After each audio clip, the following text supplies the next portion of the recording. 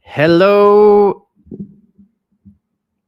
Hello, everybody. It's kind of, my camera's a little blurry. It's as good as it's going to get. I wanted to take people a second to get here, and then I'm going to read from the book, the exciting new book. I don't even have my copies yet. I only have my author copies, which has a lot of mistakes in it, which then I ordered some new ones on December 15th. And hopefully they are going to be here um, any day now. So I'm going to read from the first chapter, and then I am going to answer any questions you might have. I'm also really excited because Dave Smith just texted me this morning. He finished it, and he was someone who I was really excited to hear his perspective. And I told him, save it for the show. So I'm going to be on the first episode of Part of the Problem. We're recording it in 2 hours. And I'm sure I know he liked it. I'm not surprised he liked it, but I'm very curious to hear what he liked about it. If there are things that stood out to him, because there's things I like. There's things that stood out to me, obviously, but as an author, you only have so much information about what people respond to and what they don't. And I'm very big on thinking that a work should stand on its own and should speak for itself. So I'm going to start. I wonder if I hope you guys have gotten your copies, or I know they've been started coming out to people so far. It was really kind of. I'll talk a little bit about this. Like well, let me read, then I'll talk about the launch. And man, that was very, very stressful, but thankfully it resolved and it worked out. So yeah. So let's start reading from The White Pill, A Tale of Good and Evil.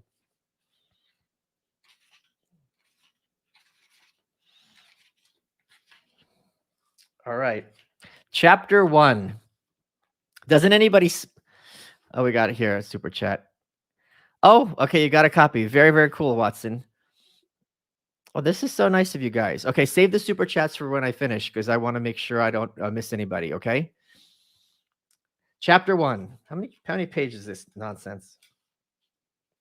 Okay, it's 12 pages. We could do this. Chapter 1. Doesn't anybody smile in Russia anymore? Ayn Rand was not laughing. This was no laughing matter. In the fall of 1947, Rand had been summoned to Washington to appear as a friendly witness before the House Un-American Activities Committee. She was in a unique position, being the only witness to have come from the Soviet Union. As such, Rand understood that she could offer insight and perspective that even the most informed American would be somewhat ignorant of. It had been a very long road for Rand to get to Washington, D.C. She had been born in Tsarist Russia in 1905 as Alice Rosenbaum, a name unknown to everyone in America.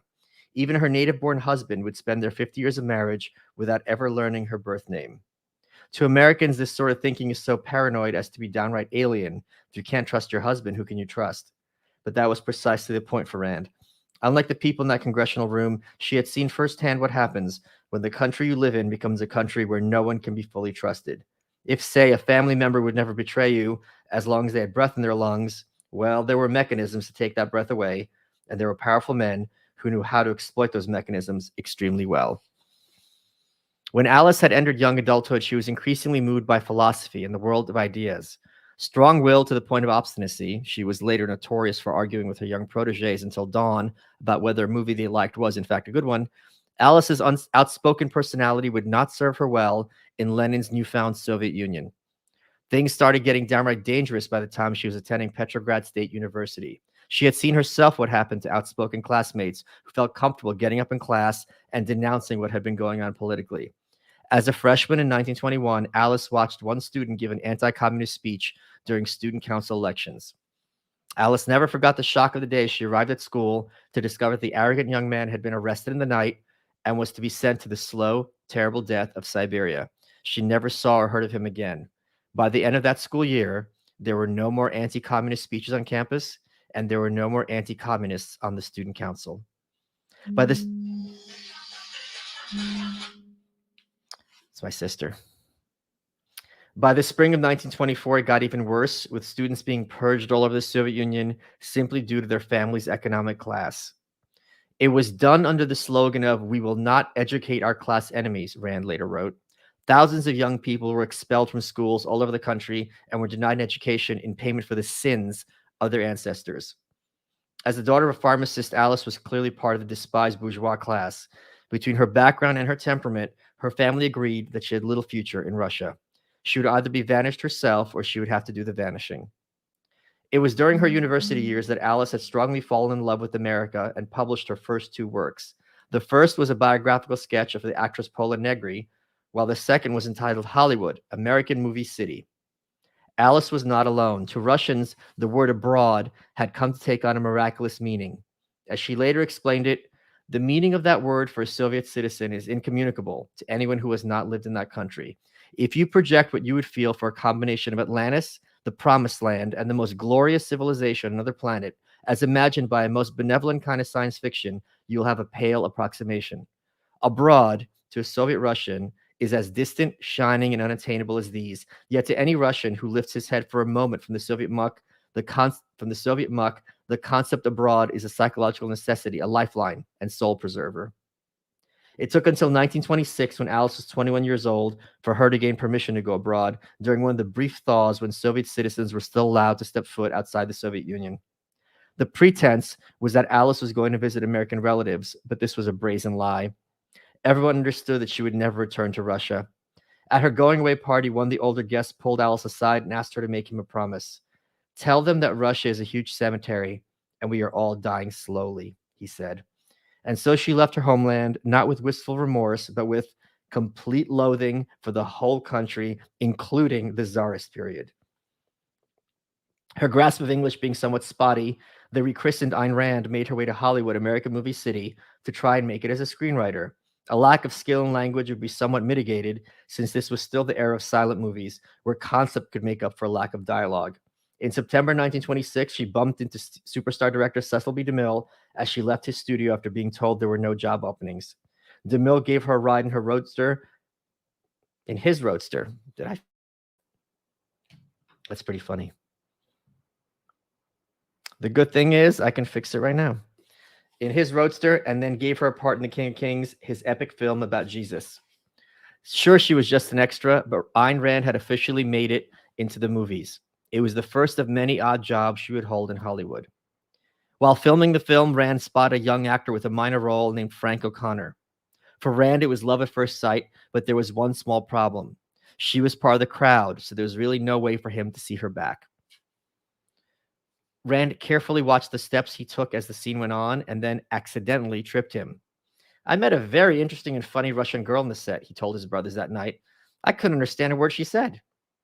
O'Connor soon married that very interesting and funny Russian girl. By the mid-1930s, Rand began shopping around her first full-length novel. Originally called Airtight, the book she retitled We the Living is as near to an autobiography as I will ever write. Mindful of how to market a book, especially at the heights of the Great Depression, Rand's angle was a clever one. The novel was the first story written by a Russian who knows the living conditions of the new Russia and who has actually lived under the Soviets in the period described. My plot and characters are fiction, but the living conditions, the atmosphere, the circumstances which make up the incidents of the plot, which make the incidents of the plot possible, are all true to the smallest detail. There have been any number of novels dealing with modern Russia, but they have been written either by emigres who left Russia right after the revolution and had no way of knowing the new conditions, or by Soviet authors who were under the strictest censorship and had no right and no way of telling the whole truth. My book is, as far as I know, the first by a person who knows the facts and also can tell them. For the rest of her life, Rand tried to tell everyone, especially Americans, just how bad a totalitarian government could be. Yet it was very much an uphill battle. American intellectuals were either uninterested in hearing what she had to say or flat out dismissed her. The intelligentsia knew better, even the ones who had never been to Russia, especially the ones who had never been to Russia. At Macmillan, for example, a young man named Granville Hicks had the job of recommending whether given titles should be published. As a proud member of the Communist Party and editor of the Marxist periodical New Masses, for him publishing We the Living would be downright heretical. I was a good boy, would be the opening line of Hicks's autobiography. And since he was good, it wasn't much of a stretch that he was right, which logically meant that those who disagreed with him were not just wrong, but downright evil. Born in New Hampshire and trained by Harvard, only getting as far away as Ohio, Hicks believed he understood what was happening in the Soviet Union better than the woman whose accent was so thick that DeMille had nicknamed her Caviar. Second. Despite employing Hicks, Macmillan ended up publishing We the Living in 1936. Ironically enough, Hicks shortly thereafter turned his back on the Soviet Union and, like many others, drifted from communism to democratic socialism to liberalism. He too would testify in front of the House Un-American Activities Committee, not once, but twice. I insisted that there could be no compromise with communism, he would eventually and unambiguously write. We the Living was not particularly successful. Though it sold out of its first printing run, Macmillan had destroyed the publishing plates, precluding the possibility of a second printing. When Rand tried to place her follow-up novella Anthem there the following year, it was rejected. The author does not understand socialism, read the rejection letter. It would be her 1943 novel, The Fountainhead, that finally put Rand on the map. The theme, as she put it, was individualism versus collectivism, non-politics, but in man's soul. The Fountainhead's plot stressed the central importance of integrity for the creative mind, this being Rand's definition of selfishness as embodied in the book's creator hero, Howard Rourke. Counter to this was the selfishness of Peter Keating, the conventional social climber who had no real self to speak of, and that of Gail Wynand, Rand's condemnation of the Nietzschean Superman who sought to rule over his fellow lesser men. A leash is only a rope with a noose at both ends. The novel became a smash hit almost entirely through word of mouth.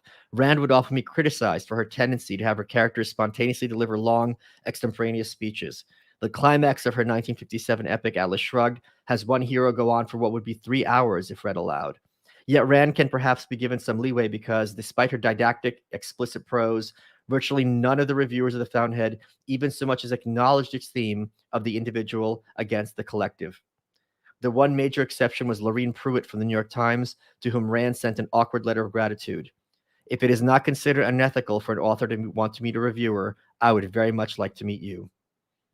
The success of The Fountainhead led to Hollywood banging on Rand's door for the movie rights. She held the line at an astronomical $50,000 and got it. When it came time for her to buy a new coat for the winter, Frank put his foot down. You can buy any kind of coat you want, provided it's fur, he told her, and any kind of fur you want, provided it's mink.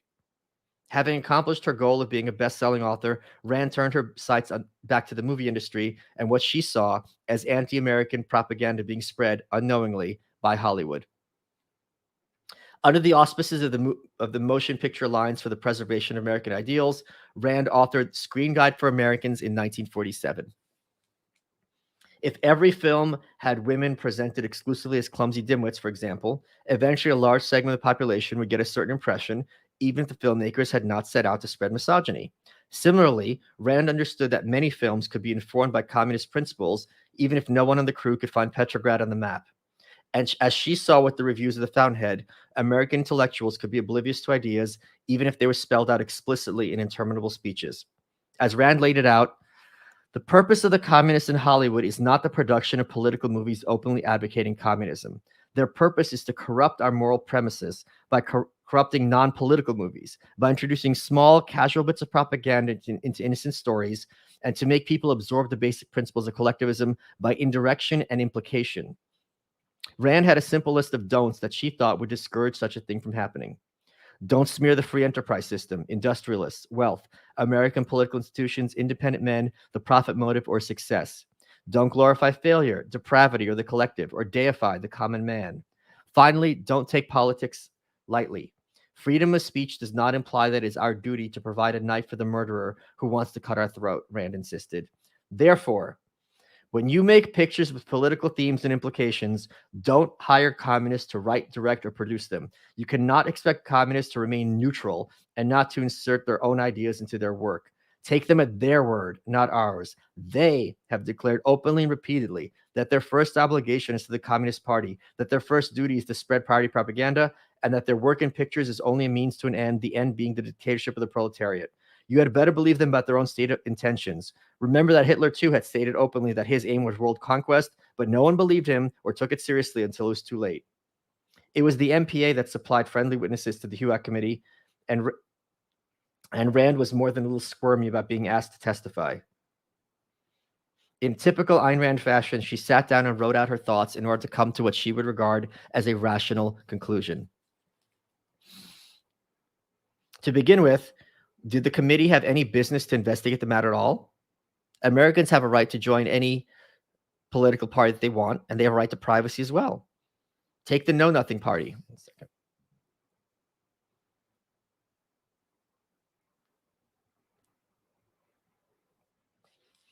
The nativist 19th century party had gotten its nickname because when its members were asked about membership, they replied, "I know nothing."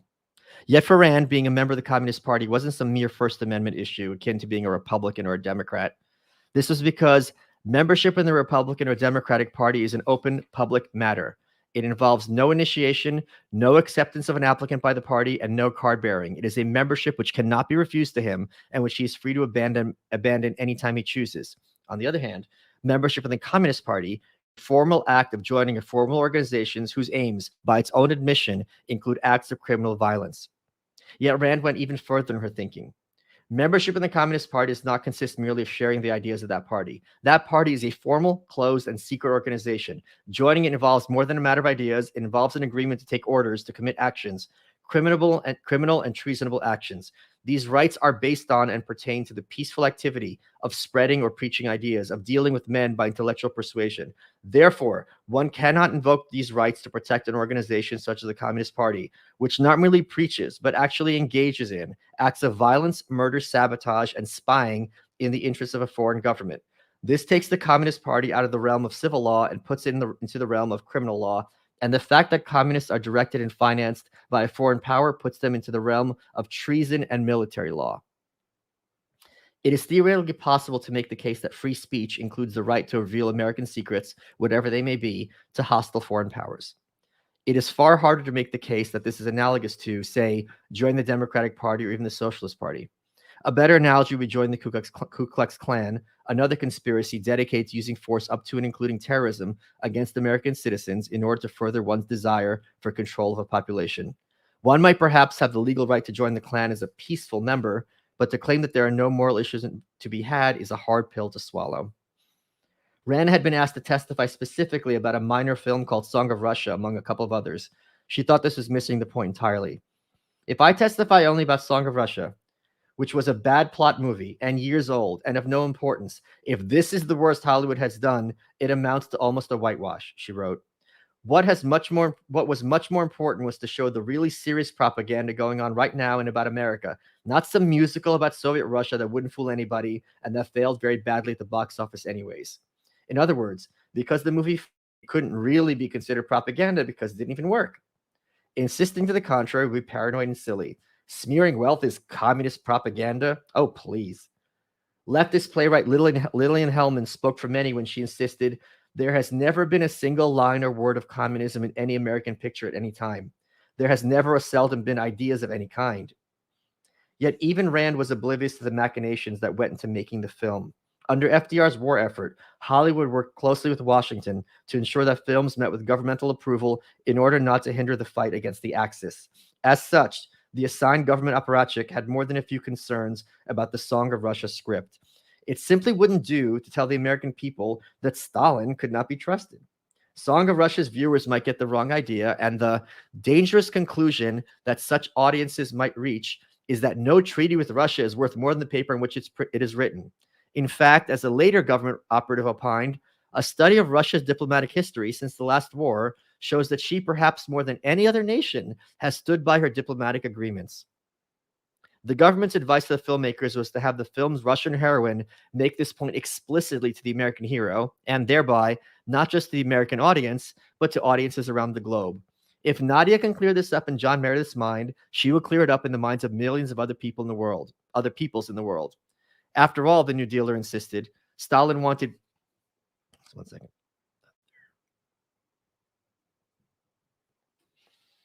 After all, the New Dealer insisted, Stalin wanted peace and had no choice but to make a treaty with Hitler. Russia embraced the Nazi-Soviet pact only after all her previous attempts at world collective peace had failed. In later years, the Soviet Union became notorious for its use of Potemkin villages, entirely false communities made for the purpose of deceiving foreign visitors. Here were Potemkin villages on the screen, made not by the Russian government, but by Hollywood creators at the prodding of the American government. Song of Russia screenwriter Richard Collins explained his thinking at the time. We have the right to lie because we are the future. We're the good guys. Reassured that she would be able to speak about ideas and not merely some minor B movie, Rand agreed to testify before the committee. Throughout her career, she stressed the primary importance of ideas when it came to what moved nations. She began her testimony by insisting that the committee define exactly what it was that it was supposedly investigating. Nobody has stated just what they mean by propaganda. Now, I use the term to mean that communist propaganda is anything which gives a good impression of communism as a way of life. Anything that sells people the idea that life in Russia is good and that people are free and happy would be communist propaganda. Am I not correct? I mean, would that be a fair statement to make that that would be communist propaganda? Visualize a picture in your mind as laid in Nazi Germany. If anybody laid a plot just based on a pleasant little romance in Germany and played Wagner music and said that people are just happy there, would you say that that was propaganda or not when you know what life in Germany was and what kind of concentration camps they had there? You would not dare to put just a happy love story into Germany, and for everyone the same reasons you should not do it about Russia. But Rand was talking to politicians, and politicians tend to like ideas even less than they tend to like honesty. Congressman John S. Wood was chairman of the committee, and he was a bit taken aback after listening to the rest of Rand's testimony. I gather then from your analysis of this picture, your personal criticism of it is that it overplayed the conditions that existed in Russia at the time the picture was made. Is that correct? Do you think then that it was to our advantage or to our disadvantage to keep Russia in this war at the time this picture was made? I ask you, Rand said, what relation could a lie about Russia have with the war effort? You don't think it would have been of benefit to the American people to have kept them in? I don't believe the American people should ever be told any lies publicly or privately, Rand insisted. I don't believe lies are practical. Congressman John McDowell was also baffled by her testimony. You paint a very dismal picture of Russia, he pointed out. Doesn't anybody smile in Russia anymore? Well, if you ask me literally, she replied, pretty much no. McDowell was incredulous. That is a great change from the Russians I've always known, and I've known a lot of them. Don't they do things at all like Americans? Don't they walk across town to visit their mother-in-law or somebody? In a sense, it was a perfectly natural question. How could her perspective be so different from everything he had seen and heard himself? This isn't just some man off the street. McDowell was a sitting congressman, well-read and well-informed, who had an entire staff to keep him abreast of the latest political news. Obviously, the newspapers might have been a bit skewed, especially the secretive countries, the USSR, but surely they couldn't all be wrong. For a woman notorious for long-winded ideological speeches in her novels, Rand's reply to Congressman McDowell might be the most powerful statement she ever produced. Look, it is very hard to explain. It is almost impossible to convey to a free people what it's like to live in a totalitarian dictatorship. See? Says that in the back. I can give you a lot of details. I can never completely convince you because you are free. It is in a way good that you can't even conceive of what it's like. Certainly they have friends and mothers-in-law. They try to live a human life, but you understand it is totally inhuman. Try to imagine what it's like if you're in constant terror from morning till night, and at night you're waiting for the doorbell to ring, where you are afraid of anything and everybody, living in a country where human life is nothing, less than nothing, and you know it. You don't know who or when is going to do what to you because you may have friends who spy on you, where there is no law and any rights of any kind. The next representative, freshman Congressman Richard Nixon of California, had no further questions. Though Rand was told she'd be allowed to return to discuss broader issues, that never ended up happening. In fact, the hearings wrapped up faster than expected, and little came of them at all. As for Rand herself, her testimony had virtually no impact. Despite her unique biography, she was just one person, and one person's perspective is little more than an anecdote. Perhaps she was lying or exaggerating, or forgetful. Memory is a tricky thing after all. Perhaps Rand just had a very bad experience in her Russian days, or perhaps she was simply a straight-up crackpot. Perhaps there was some combination of all those things. Nevertheless, the question remained, was she wrong? And that's chapter 1. Let me hide the current comment. Okay. I'm happy to answer. Oh, there's 1,000 you here. Okay. Let me count. I've never seen a thin person drinking a Diet Coke. Whew. Good times. The audiobook is going to be out very soon. I think it's like 90% done. So yeah, it's going to be out very soon. I haven't like reached out to like Rogan and other places until it's done. Loved it. You made me cry a few times and gave me chills inspiration as well. Congratulations on the master's. Well, that's very nice. Thank you so much, Amanda. Wide is my motherland, and life has become better. Played in my head at times when I read passages about Stalin's purges in the 30s. Chilling that such propaganda songs were written during such a time of great terror. You can make the argument that that's when you need the propaganda the most, right? Like when things are really, really bad, you have to convince people that they're really, really good. So I can understand that. Although I'm happy you're in Austin, do your own thing, I still miss and watch Nightshade. It was the best show on that site. I had so much fun with that show. I'm not gonna lie, and I thought about doing like a weekly recap show, but I really need this book to breathe and promote it, and excuse me, see what comes of it. So that is something that might happen in the future. Don't hold your breath, but that is definitely the situation with that. Oh wait, I missed one. What's this one? 50. What is this? How do I this StreamYard app? I'm full boomer mode. Hold on. This is really kind of frustrating. Where is it? It's not letting me. You know a bit about Europe politics being an American. In Belgium, we have a prime minister from the seventh party in the election. The biggest party is behind a cordon sanitaire. As an anarchist, how do you feel about this? I actually covered the Belgian elections a lot on Nightshade.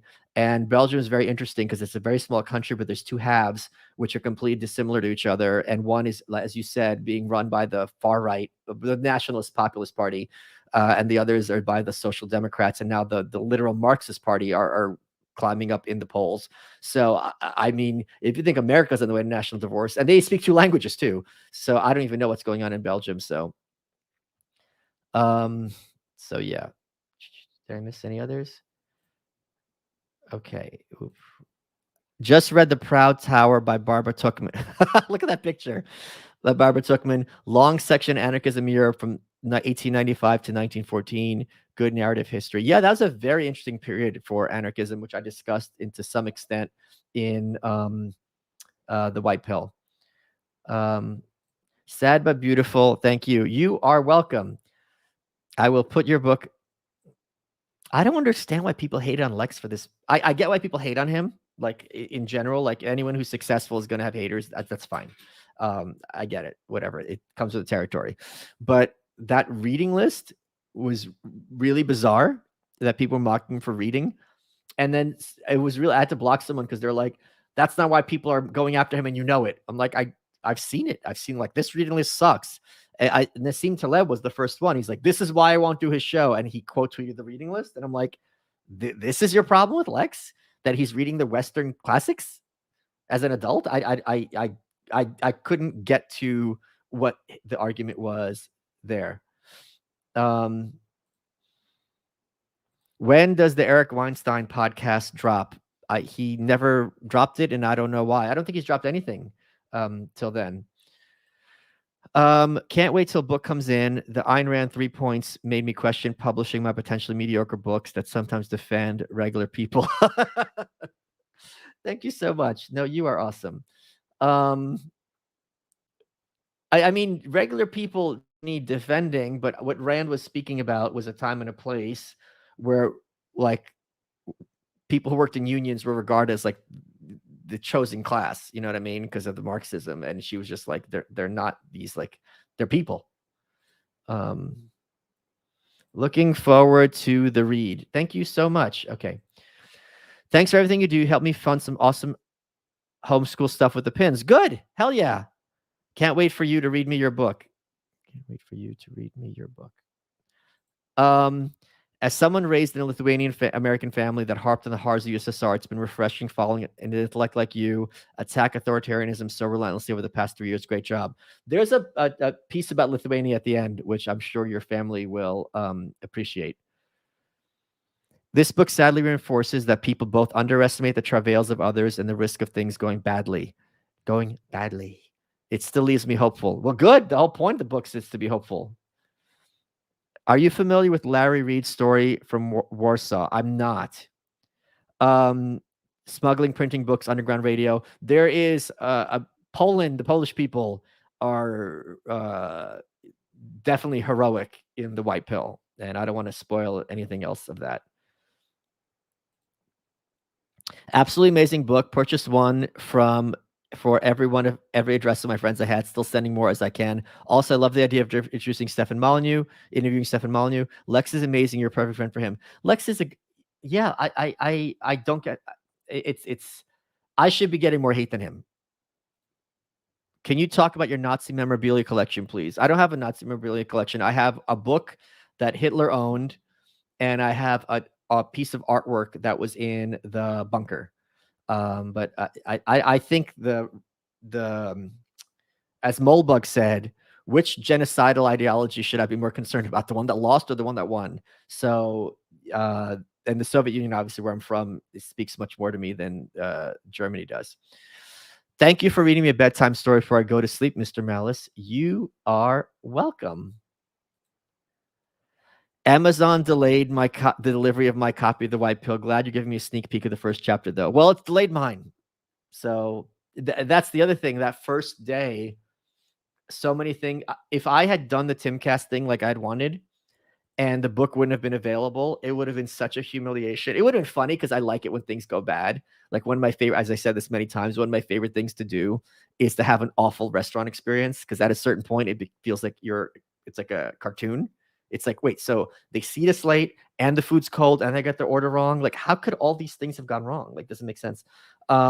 So that was kind of frustrating, but it's still selling very, very well.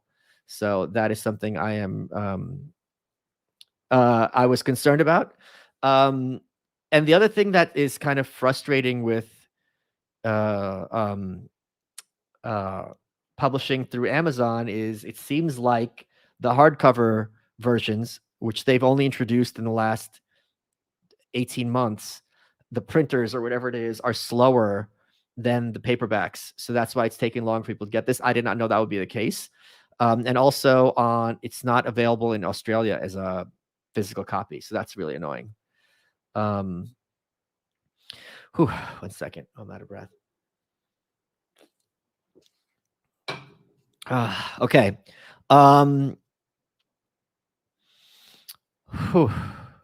This was such a grueling. Who's texting me? This was such a. Is this my sister? She's not having a good time. This was such a grueling process to write this book, and it was actually kind of funny because yesterday I was watching The Iron Lady, and it's very clear that the idea of Margaret Thatcher is a lot better than reality. There's no ambiguity there. But it was kind of fun because I was watching the movie. I'm like, this movie doesn't give you a good idea of like the heroic side of Thatcher. And then I'm like, oh yeah, well I did. So I kind of patted myself on the back. The White Pill and Audible soon. Yes, it is like 90% done being mastered, and it'll be done within a couple of days.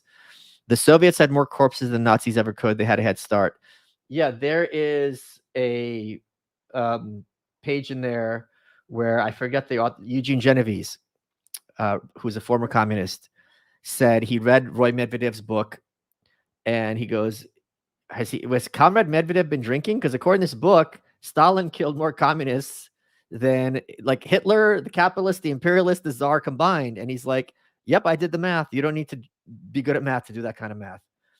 Will you do a signed copy like for the handbook? I don't know yet. What inspired the cover? Okay, so there's a couple of inspirations behind the cover. So one of the inspirations was Jane Wiedlin, who is one of the Go-Go's. She had this quote once, and they used to be my favorite band, where she talks about how all the Go-Go songs sound very upbeat, but if you listen to the lyrics, they're very, very dark. So I'm like, okay, like this book is extremely dark. I want the cover to be as, I don't want to say light, but like this does not look like a book that talks about children being killed, right? It looks like, and the physical aspect. First of all, I like that it's not traditional, that it's vertically oriented instead of horizontally. And it's a very 70s thing where there's specifically a play and book of the play called The Effect of Gamma Rays on Man and Moon Marigolds, where it's all these faces are melding together. And that was kind of the inspiration. But if you look at it, you would think it's like some kind of like 70s like romance novel or something. And that's what I wanted, to have something very incongruous with the darkness of the contents. What do you think is ultimately going to happen in Ukraine, and what are your current feelings about the conflict? I think the question of who we should side with is based on which of the two powers agrees to nuke Washington. But I have no great insight as to what's going on there at all. Who would you pick to who would you pick to play Emma Goldman in the movie adaptation of The White Pill? God, so she was little and she was not particularly attractive. I guess that would be me. That's such a good question. Like, who would have that kind of like nasty, feisty, who has that look and has that vibe? God, I don't even know. That is such, because what's her name got an Emmy nomination or an Emmy for playing her in Reds, Maureen something. Because I mean, Emma Goldman is the real, what was that, her name? Erin Brockovich, whatever. You know, Julie. Well, I guess there was a real Erin Brockovich, but that whole scene, like when she's coming to the office, she's slamming her hand on the table, like she did that to Lenin. So there, you need someone who's got that kind of gravitas and heft, who can really kind of, you know, who would be, you know, like she doesn't look like her, but she's got that. I think just Tilda Swinton would be great at anything. Like, she doesn't read Emma Goldman to me at all, but I'm also confident that if you had her play Emma Goldman, it would be absolutely amazing. But that's not a good answer, like at all. Shabbat Shalom. I'm actually getting real shekels. That's pretty cool. Do you think any chance of Dave Smith will ever publicly converse debates with Uncle Yarv? Do you mean Curtis? Like, why do you guys use these weird diminutives? I don't understand. He and Kevin Knight recently mentioned in brief, perhaps you could facilitate as in Jones Pool. Oh, I'm sure I'll ask Dave tonight if I remember. I don't think that's a hard ask. Michael, you're slowly convincing me about the power of positive mindset, but sometimes I feel like that's at odds with criticizing culture. Has that been hard for you to balance? No. Wait, no. Because like if you're it's like being a diagnostician, being a doctor who diagnoses things. Sorry, English is my second language. So if the culture is depraved and corrupt, that doesn't mean the mindset can't be positive. It means like, all right, we have a problem. Let's fix this, or at least take steps towards fixing it. I actually thought the covers was a Golden Girls homage. I just love the color and font. Certified hood classic. I'm really pleased with how the cover came out. And the thing that I am happy about is that I'm in a position where I do not have to have a book that would, like, a corporate publisher would never have a cover like this for a book like this. Like, it would not happen. So I'm really pleased that I could do something that outside the box. I thought I would get a lot of people being like, I hate this cover, like a lot more, and I've gotten very little. So I'm glad how many people got what I was going for with the cover, and I love the spine too. Like, it looks so good on the shelf. You can, with the heads. Brett Cooper, she has it. I don't think I know her that well. Do you have any advice from those who want to disconnect from the matrix and truly live peacefully? Propaganda can be nauseating at times. Yeah, I think it's just a matter of doing that consciously. And it's a matter of, why are you seeking out things that upset you, right? And surrounding yourself with a good support network. I think those would be some good steps.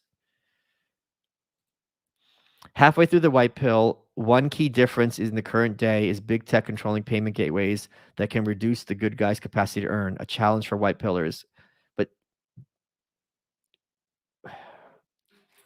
the there is such okay, if someone goes from having cancer to the flu isn't good. You don't want the flu. But given those two choices, it's not hard to prefer the flu, right? So the alternative to big tech controlling payment gateways that can reduce the good guys' capacity to earn, in my lifetime, the good guys didn't have the capacity to earn at all. Like even when I was in college, there's no way this book could have happened. And that's not that I'm not that old. So that is a major problem. But the fact that this problem can be identified and discussed and people are trying to work around it now before it's become really as bad as they would have it is great. It's not a great problem, but it's great that the problem is being addressed and identified and worked against so early on before it metastasizes. And I agree with you. That's probably the major problem. Who's going to build the world? Checkmate, atheist. Next Timcast appearance. I have to figure that out. I have to figure that out when that will happen. I have to reach out to Tim. I've got a lot of. So the other good thing that I really like, I was just talking about with my buddy Zach about this at lunch today. The thing that's much better about there's two models of how to drop a product, right? And there's a corporate model, which is like movies, or Lindsay Lohan's podcast, which is you do a ton of press the first week, then the second week's like 60% of the first week, and then like 3 months later it's DOA. It's done. Like a movie's like not gonna be in the theaters for 3 months unless it's like really, really big. But even the really, really big movies aren't there for 6 months, right?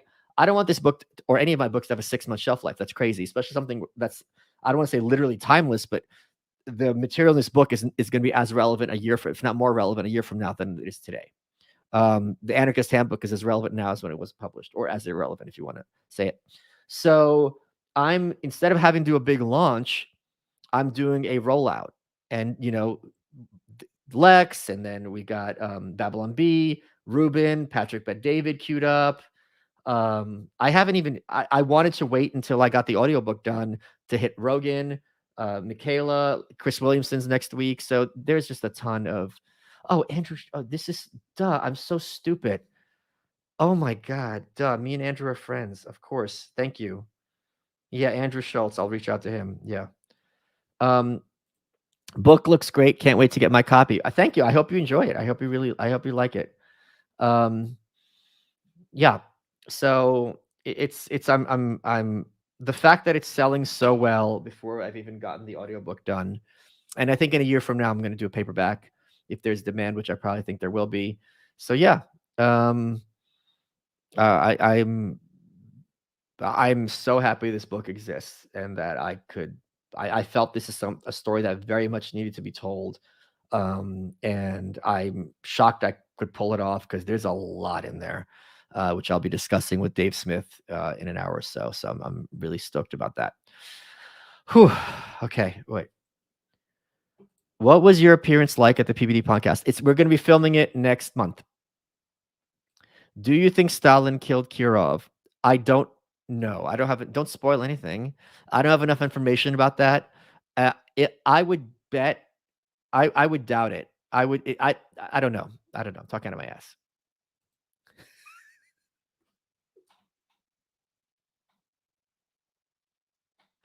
I know she doesn't regard herself as a libertarian, but this refers to what I regard as the greatest moment in libertarian history when Ayn Rand was on Donahue, and a woman with curly hair, glasses, and like a polka dot dress gets up and goes, "Miss Rand, isn't it true that your book was written by the Illuminati?" And Rand goes, "The who? The Illuminati?" And Donahue's like, "Who's the Illuminati?" She's like, "It's all the Rockefeller burgers." Her Atlas Shrugged is an exact 6-month blueprint or 6-year blueprint for a world takeover by the Illuminati. And Donahue's like, Miss Rand. And it was just really, really, really funny. And the thing is, if it was like a 6-month blueprint or 6-year blueprint, excuse me, if Atlas Shrugged was published 57, it would be done by 63, right? Andrew Heaton is in Austin. Would you have him? What do you mean by have him? I'm sure I'll do his show to promote too. I'm pals with him. Is the Daily Wire the best fighter for the good guys in the culture. No, but they do a lot of good work. And I'm Michael Knowles. I'm going to do his show as well. Um, but they do. That's a good question. Who do you think is doing a better job fighting back against the woke? Is it Daily Wire or is it Trump? And I would say Daily Wire, right? So yeah, that's a good question to have. I cannot wait. At some point, I'm gonna be in the same room with Ben Shapiro, and it's going to be such a like epic time. Um, so yeah, I cannot wait for that to happen.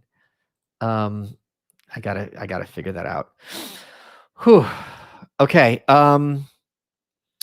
I think that I got all the uh um questions handled. I I'm probably going to start doing these lives. I've said this before, but now that I don't have a book to worry about, we'll do these a little bit more often. Certainly as news breaks, because people seem to like it when I get on the air and start running my mouth about stuff. God, please make sure they do Atlas Shrugged series justice. Everything is there. Just do it. It's that book is almost impossible to make into a good visual product. It really is. It's really yeah. Okay, I am going to okay.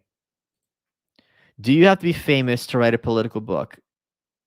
I don't understand the question. Anyone can write any book you want, but I think you have to be famous to or have a level of public stature to be more accurate to have it read. Um, okay. I am going to bounce. I hope you enjoyed this, and I'm going to leave it up so people can uh, check out the book in the future. I will see you all on Twitter. And this week on You're Welcome, we have Sargon of Akkad. Oh wait, there's one under the wire.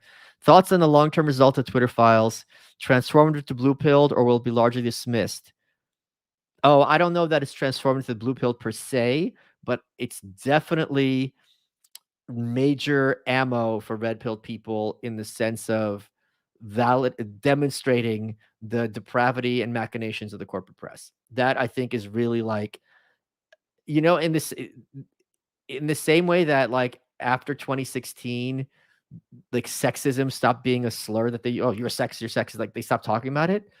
Um, conspiracy theorist is losing a large part of its heft as a cudgel to silence people. Thanks for all you do. I bought several copies from family members. Can't wait. Love your locals group too. I love my locals. I have so much fun there. Malice.locals.com. Everyone's so cool. Jimmy Dore was a good guest. Love that you called him red pill and had to explain to him what red pill means. Well, yeah. The numbers were great on that one. I'm going to be I sent him a copy of the book. I'll be on his show to discuss it, I'm sure. Got my copy. You rock per usual. That was the best. This is the best drag queen story hour to date. How did you know I'm wearing panties under these? Actually, I'm wearing pornography. So I didn't even realize that. So I have 30 pairs of jeans, as you guys know. So Naked and Famous, which is the best denim brand on earth, and the name has nothing to do with the brand. It's just whatever. They had a line, a pair of pants, which came out like over 10 years ago called Vintage Nudes. And the inside, the weft, is entirely composed of prints of vintage pornography. So let me see if I can show you guys. Can I get my leg up? But you can see yeah, it's porn. This is porn. But you can't really make it out because it's like newsprint, but it's a nice subversive thing to wear sometimes. I think I wore it on the Babylon Bee once, just to be an ass. Okay, I am going to thank you so much for so many of you being here. I really hope you like the book. And here's the other thing. If you like it, please leave a review on Amazon or goodreads.com. It really makes a difference. Yeah, and here's the other thing. People say this all the time, but I think you'll understand that I really, really mean it. I can't do this without your support. Like, so thank you. Like, I don't have a publisher. This book and my rent is only a function of having people who like what I do and support me. So I do not take that for granted at all. I am very, very blessed that for some reason I have an audience interested in hearing what I have to say and write. And I wake up every day very, very grateful that I can by myself spend two years writing this book and have enough people interested in checking it out that I don't have to worry about, am I going to have to like learn to drive so I could drive an Uber? Like, this is such a blessing. Like, and one of the reasons I'm such a complete douche on Twitter, because that's the real me, is because I'm so lucky that I don't have to work in office and I don't have to talk to people I don't want to. I never have to talk to people I don't want to. Do you like, that's such a miracle of a lifestyle. And thank you so much for giving that to me. So yeah. Okay. I will see you all soon and enjoy Sargon this week. Take care, guys.